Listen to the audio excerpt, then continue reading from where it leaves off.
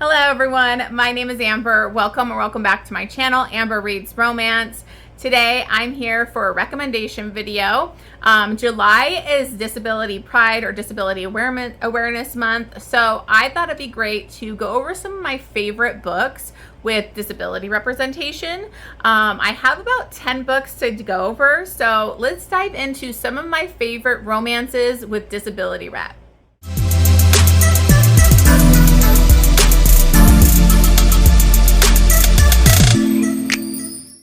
Okay guys, so before I jump into my recs, if you haven't or if you're new to my channel, make sure you subscribe. I do weekly wrap-ups, monthly wrap-ups, lots of vlogs and recommendation videos, so make sure you're subscribed, and I'd love you guys to leave me a comment and a like down below.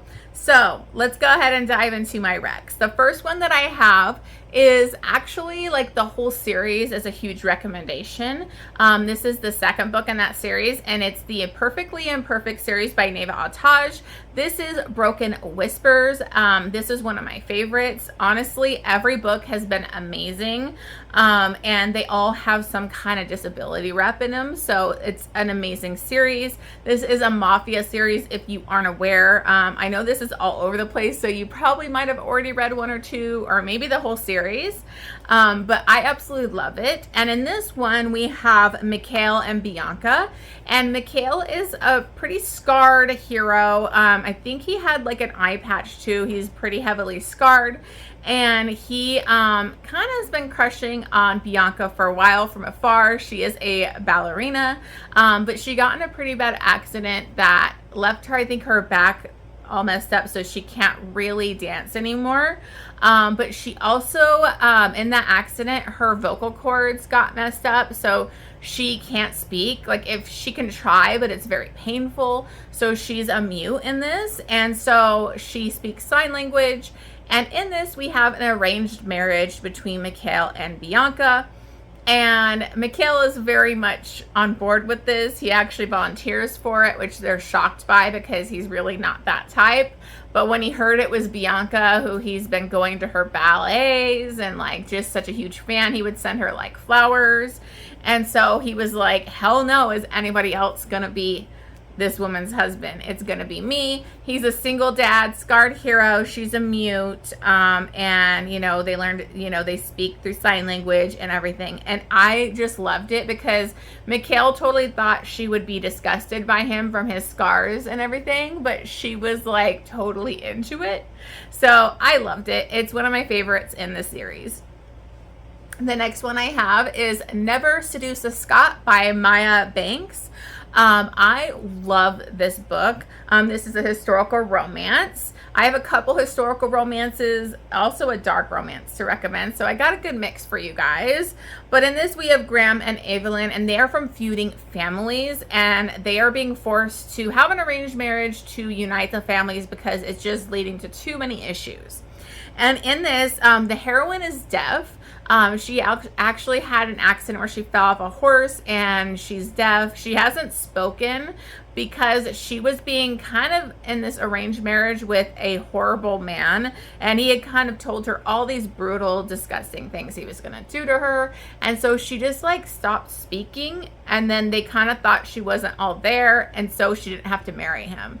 And so she's kind of let that go on too long, but now she's being in this arranged marriage with Graham, and he thinks like maybe she's, you know, adult or she's not all there. And so he's like, I can't even like really have sex with her because, you know, she's not aware, and I can't like do that.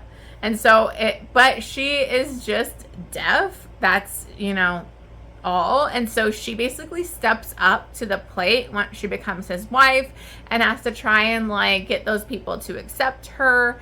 And their relationship is just so cute. Like once he realizes that she's just deaf, and he like really works with like communicating with her, and like it's just very adorable.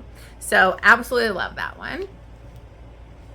Another one that's a fun one, that's an alien romance, is part of the Corsair series by Dixon. This is Enticed by Corsair, and in this we have Alivos and Iris, and Iris was actually kept as a human slave by these horrible aliens, and she was severely tortured, and they tortured her so bad that they took her eyes as like a punishment.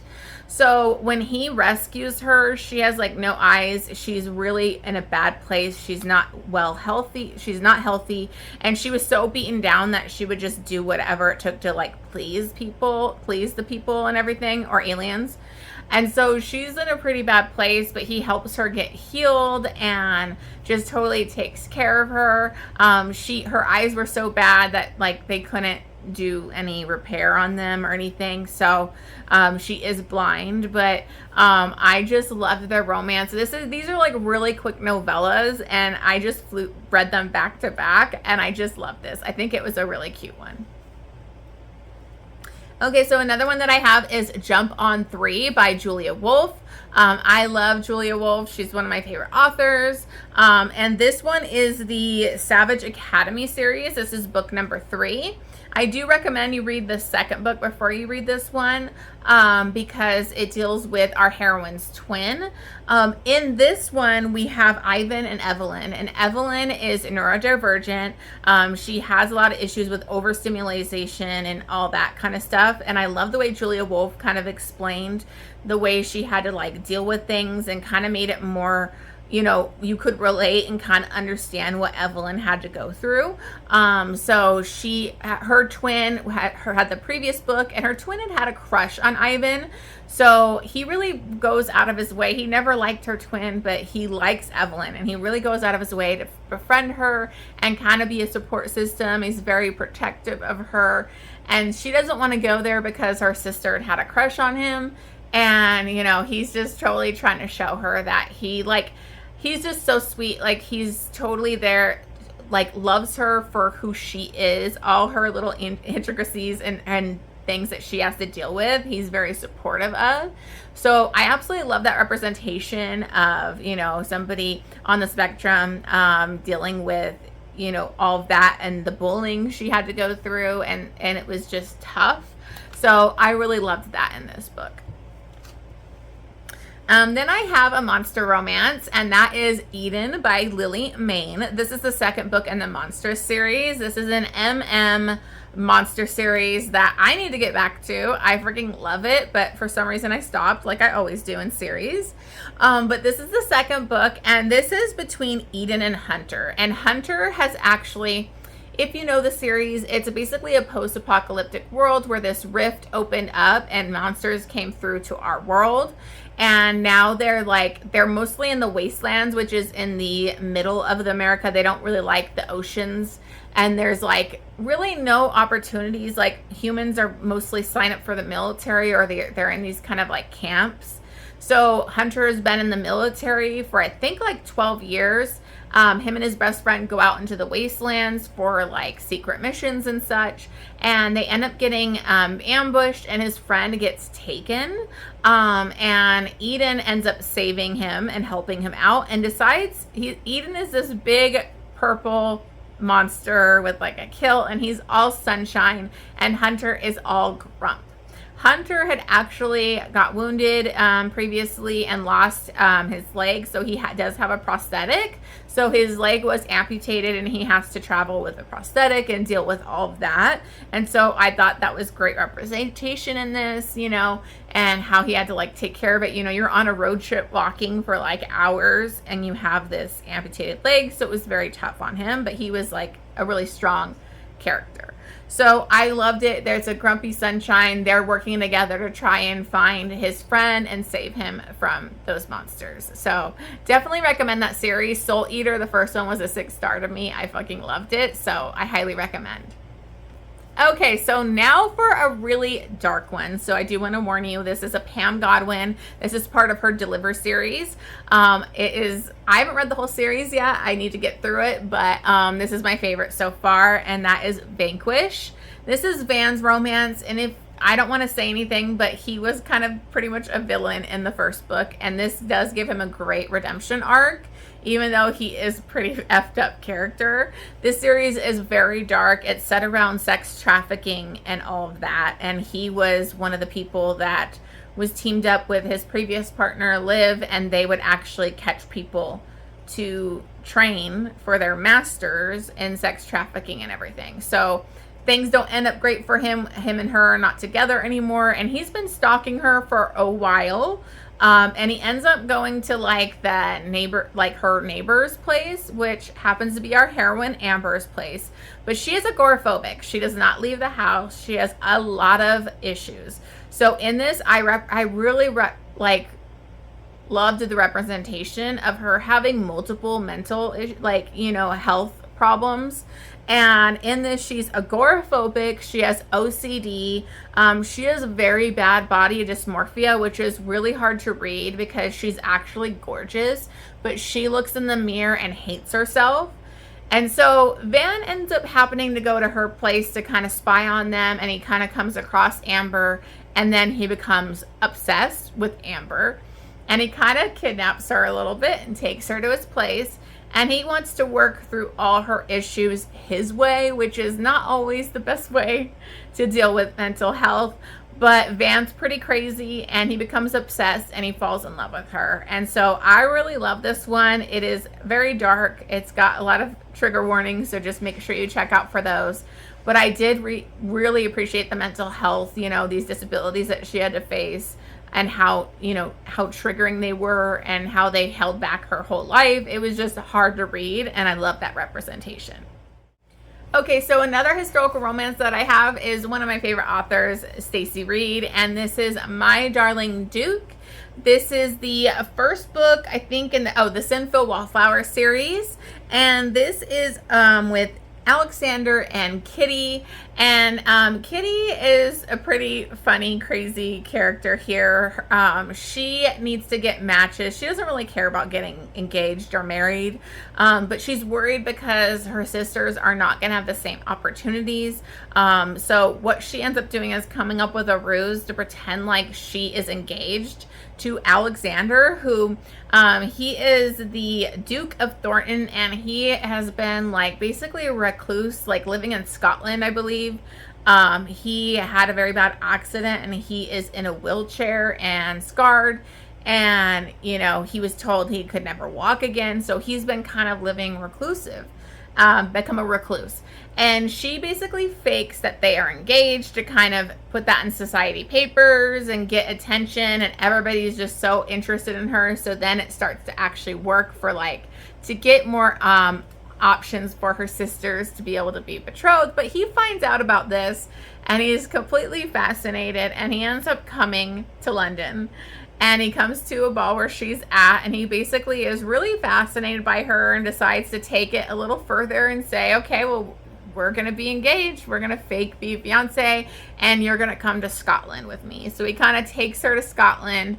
It is super, I loved it because I just like super sexy in this, and they share one bed, and they get to know each other, and he's dealing with a lot with his injuries. He's going through a lot of pain, and he can kind of walk with a crutch or a cane sometimes, but it's very hard for him. But he's very bullheaded and wants to be able to walk again. So I loved that in this.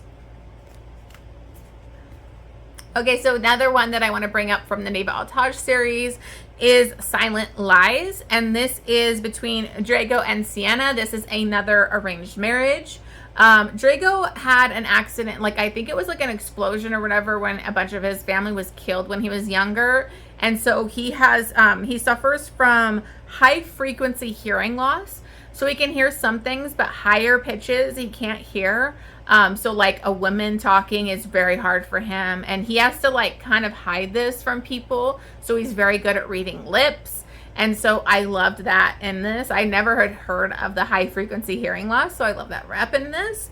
And he basically has an arranged marriage with Sienna. She is also told by her mafia don that to basically spy on him. She knows many languages, and so she can spy and listen in on his conversations. But, I mean, Drago pretty much knows that's what she's up to, so he knows already she's up to no good, but they end up just really falling head over heels for each other, and I love this one.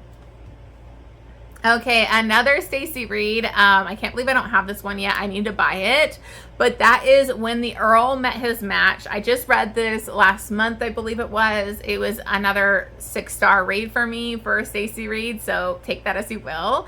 But I absolutely loved this. This is between Hugh and Phoebe, and Hugh is going to be the future Earl, and his father is dying and really wants him to get married. So he puts an ad in the paper for a wife, and it's very cold and just like not very great. And Phoebe sees this and she's just kind of blown away, like, how could you write something like that? You need to woo a woman, you need to, like, you don't ask for a wife this way. So she ends up responding to his advert, and like they end up kind of like at this pen pal situation where they kind of go back and forth with letters. But she ends up getting compromised. She is pregnant, and the guy basically took money from her family instead of stepping up, and her mom is like talking about sending her baby to like one of those baby farms. And so she is freaking out and decides that her best chance is to go to this guy that's advertising for a wife. She did not know that he was going to be an Earl. Otherwise she would never have done that, because this wouldn't be his true heir. But she shows up and like wants to marry him. Now he is mute, so they had some kind of issues kind of communicating, but she learns sign language and communicates with him. And, you know, it was just so beautiful. I loved this romance so much, and just the way they were together. And he like took her on this one date, and he had handwritten answers to everything he knew she would ask. And so he would have a handwritten answer ready for her. It's just adorable. I loved this, and I always die for a pregnant but not with his baby, because this man totally steps up. And when they have this arranged marriage, they are marriage through convenience. I mean, they end up, you know, he ends up accepting this child as his own, and that's just beautiful. Okay, the last one I want to bring up is another Julia Wolf. You can tell I have my favorite authors on here, but this is Real Like Daydreams. And this is the 4th book in the Savage You series. And this is between Julian and Sarah. And this one I loved so much. This was another 6-star read for me. It was one of my favorites last year. I just loved it because Julian, you met in a previous book. He was like this really joyous, outgoing, happy-go-lucky kind of guy. But he ends up getting hit by a car, and he gets very scarred, and he can't walk or anything. And so he actually, his whole personality changes. He deals with a lot of depression and anxiety and issues. He feels like very ugly and scarred from the accident, and he is in a lot of pain. He can't walk. He's using a cane now because he's finally in physical therapy, but he's just going through a lot. And he happened to like run into Sarah at a party, and they kind of gave numbers, but she didn't really see him that good that night. And she kind of, I think her boyfriend ended up cheating on her. And so they end up having this like texting kind of relationship, but he's like, doesn't tell her who he really is.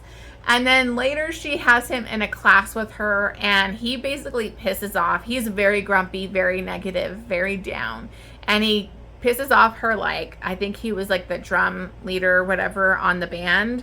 And he tells her like if she wants that position, she needs to like make him fall in love with her and end things with him, which she does not want to do. So she ends up just telling him, hey, let's fake date. And they start fake dating, and it's just so beautiful. Like Julian, just seeing him like open up again and become his old self, and everything he had to go through was just so heartbreaking. So I loved that one. It was a 6-star read. So those are all my disability rep romance recs for you guys. I hope you check some of them out. Thank you so much for watching this video. If you can, just remember to hit that subscribe button and leave me a comment down below. Let me know your favorite disability rec, and I will see you guys on the next one.